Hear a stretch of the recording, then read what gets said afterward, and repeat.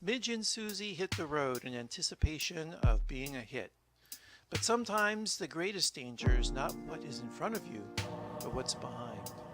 What will Midge and Susie find when they come back from their road trip? This question and others are answered on this episode of The Marvelous Miss Maisel, Season 2, Episode 8.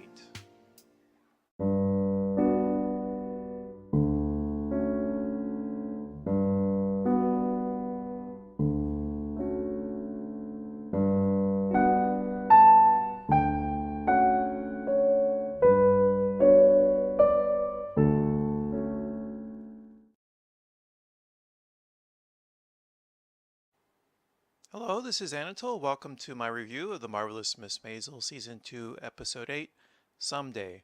It received a score of 8.5 on IMDb, which is a little low for this show.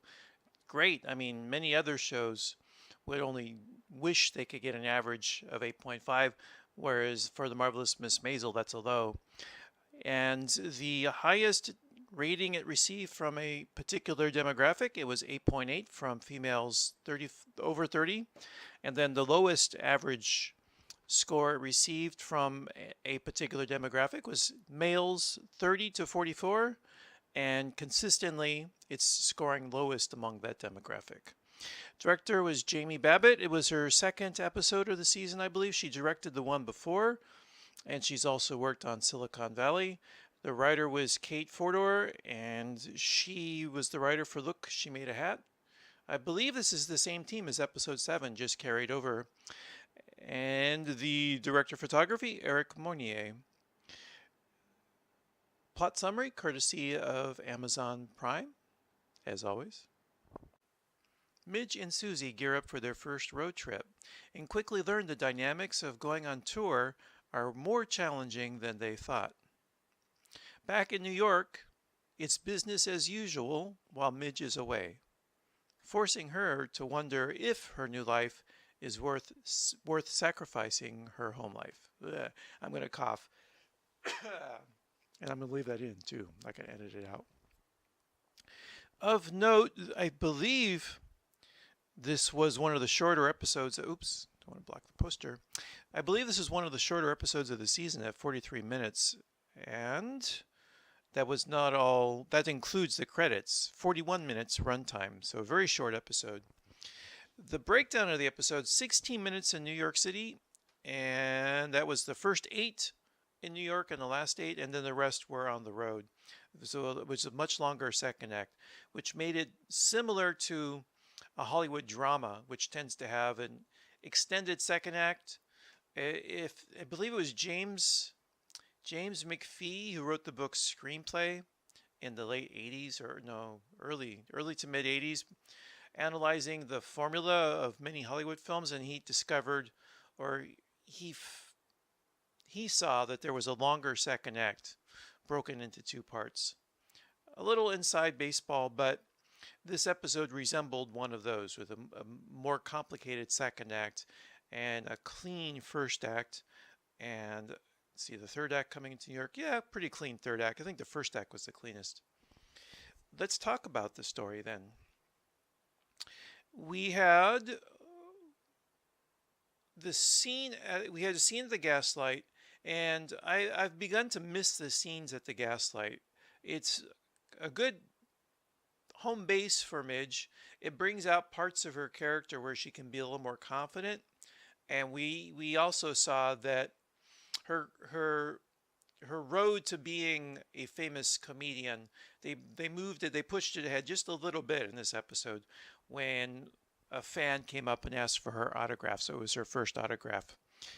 And I adore the actor. I wrote down his name, Brian Tarantina, one letter away from being a Tarantino. He plays the bartender Jackie. He had a really great line. I live my life half-assed and completely random. It made me laugh. I just love it. And I think that was the line where I felt I missed the scenes at the Gaslight. Also because he's not so antagonistic at least in this episode, in this season, because they haven't really been at the Gaslight. So that antagonism between him and Susie's been played down a little bit. since we've spent so much time away from New York and from the Gaslight this season. A particular note for this episode, we've had scenes of Midge working on her act and trying to develop her talent this season, but not so much for Susie trying to develop as a manager. There were some in the first season, but again, because there's been a little bit of looseness this season, which I appreciate. We've had, instead of scenes of Susie working on being a manager, scenes of Susie with family, and then Susie gaining a new vocation as the plumber. And I like that bit. I said again and again, I've really liked that bit. And they played it again this episode where after she gets taken out of the closet, and I wonder, is that a metaphor? I've seen on Reddit people wondering about Susie's sexuality. Is she trapped in the closet as she was in this? Is she figuratively locked in the closet as she was literally locked in the closet this episode? I mention all that only because when she gets out of the closet and Joel has turned the tables on the manager of the New York club, her contribution to turning the tables is, yeah, and you got to change that plunger. It's looking really sad and old. And she sells it by just really being convinced, convicted? Not convicted, conviction. Yeah, putting 100% conviction into that line. I just love the direction that little bit has taken. I'm going to guess that because the trip went so bad, especially in the way that it painted Susie into such a poor light as far as being a manager, and the list I made of the ways it showed her to being inadequate and not up to the task. She didn't know the hotels. She didn't know the managers of the nightclubs. She handled Midge very poorly. She handled the talent very poorly. She was unable to collect the money at the end when she needed to. And in the second to last club, when they got no fee at all because of the rain, I believe that this is set up for a later episode that will show. Well, either Susie will take it an even worse downward turn, and I could only predict then let's say there's 2 more tours. The second tour she does even worse and hits rock bottom and has a dramatic confrontation with Midge. Then the next episode would be the Rocky Win, where she manages everything. We get to see her advancing as a manager. Or it could be the second time that they go out on tour. All these challenges she's had in this tour, she overcomes. But because they painted her in such a poor light, it just made me feel it was set up. They only really would paint her so poorly if they were later hoping to pay that off. That's my guess. And so the plunger I already mentioned. Joel at his most sympathetic. This whole season has been rehabilitating Joel. And the problem with Joel in the first season, as I mentioned earlier, was that Joel wanted no responsibility. He left his wife for a woman whose name was Penny Pan, pretty much a homonym for Peter Pan, which showed he didn't want to grow up. And so this season they've shown him maturing and taking responsibility for his business, for taking care of his children, for providing a home for his wife if he needed to, for managing the family business, and reconciling with being part of that family business. And so here we get the payoff because he's a bit more confident. He comes in when Midge asks him to, and he gets her money. He gets some respect for Midge, and then he takes off. And it's almost like a fairy tale. He's almost Prince Charming riding in on the horse to save the princess. Now, Midge is no princess. She's quite capable. But she even says at the end of the episode that, this is where we get the title, Someday. Someday maybe women will be able to take care of their own business. But until that time, there are still situations where they're going to need to rely on men to get things done because the deck is stacked against them. Now, I discussed this last episode. I can't remember if I left it, some of my comments where I specifically talked about, I believe that Midge is quite competent, but she also feels that there are areas where the as a woman, she just the deck is stacked against her. I can't remember if I put that in, left that on the cutting room floor or if I included it in the episode. I hope I included it in the episode. She's not calling into question her role. She's just operating really well within that role. She's not allowing herself to be ground down. She's rising to the level that she's allowed, but she's not questioning why she's only allowed a certain level within the dynamics between men and women. I included it in the episode so that I don't look like I'm retconning my calling this out before she stated it by reading it in her actions. But she stated it explicitly that she believes she does have some agency, but in the era she lives in, at some point she can't control everything. People won't respect her. She'll go to court and the judge will expect her to act in a standard that he does not expect of men, to wear a pretty dress and speak in shy, bashful language that he would not expect of men. These are the things that are going to happen to Midge and other women because the era just they haven't fought for some of their rights as they would in second wave feminism and third wave feminism, fourth wave feminism. And maybe the consciousness is not there also for many women of not expecting that they can demand these things. Criticisms for the episode. The theme of Midge's career, ruining her family and friendships, feels a little forced. I feel it's a very valid theme, but it feels just a little ham-fisted the way that they make it happen. So Abe has been painted as being short-sighted and absent-minded.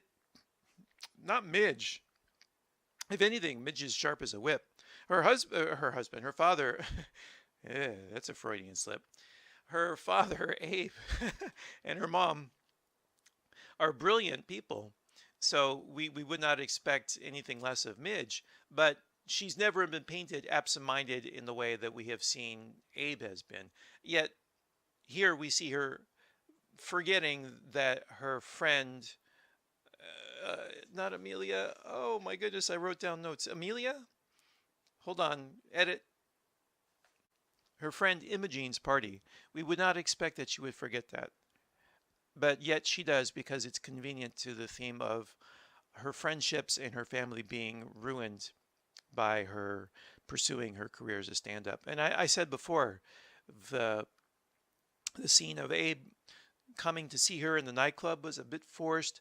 I don't know if I've mentioned this before, but I just felt her keeping the secret was a bit forced and contrived. So I'm not quite happy with that. On a technical level, I liked the moment where Abe was talking about the Twilight Zone episode. That was just a writerly bit because you're going to have the phone call coming from Midge, and so you need to have Abe in medias res. He has to be doing something. You have to give the actor something to do.